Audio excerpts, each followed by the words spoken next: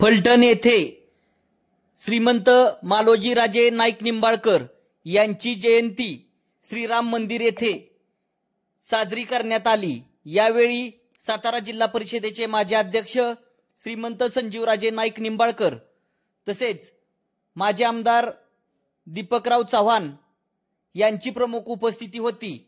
यावेळी फलटण येथील विविध संस्थांचे पदाधिकारी व कर्मचारी उपस्थित होते।